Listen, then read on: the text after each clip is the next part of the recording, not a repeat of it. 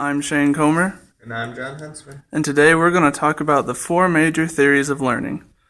We'll start by talking about behaviorism. And behaviorism is the idea that our environment changes the way that we behave, thus the name behaviorism. So in this theory, our environment and our learning are very, very closely connected to each other. I think the simplest way to understand this is with the idea of conditioning.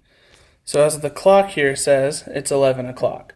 Now I just got out of class, and what that means is that before my next class at 12:30, I need to eat. So if I do that every day, eventually 11 o'clock and food become associated. This is a stimulus-response relationship where now, when it turns 11 o'clock, I get hungry. Another idea is with positive or negative reinforcement. When I was younger, my parents would give me candy if I behaved at church on Sundays. Now, as long as I was, behaving and doing the things that I was asked to do while I was at church, I got candy when I went home. So that changed my behavior on Sundays so that I would act the way I was supposed to when I was at church. The second theory that we want to talk about is called constructivism. In constructivism, we literally construct or create the learning that we take with us.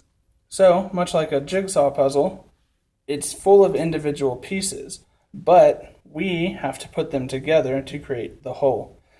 So, with constructivism, as we learn new things, we don't just passively acquire knowledge, but we proactively attach that to our past experiences to create a new image or our current knowledge. The third theory we're going to talk about is cognitivism. Cognitivism views learning as distinct steps, such as on a ladder. At each of these steps, we have a different capacity to learn. Piaget was most famous for this theory, and he had 4 distinct steps as shown here.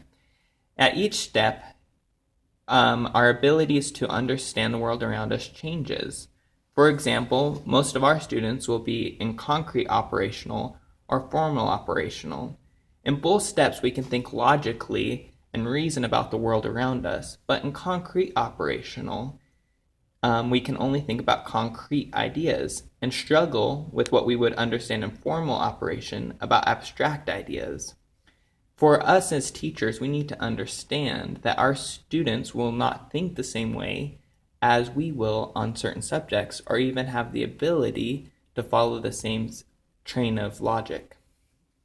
The last step we're going to talk about, our theory we're going to talk about, is connectivism. As you can see, is our person in the middle is connected to many things along the outside. This theory is not so much about what we know ourselves, but the access we have to knowledge. As you can see, he has access to the internet and to learned people or experts in the field, as well as many other things. So as we're teaching our students, we need to not only teach them facts and specific knowledge, but how to access the wealth of knowledge that we have all around us. And those are the four major theories of learning.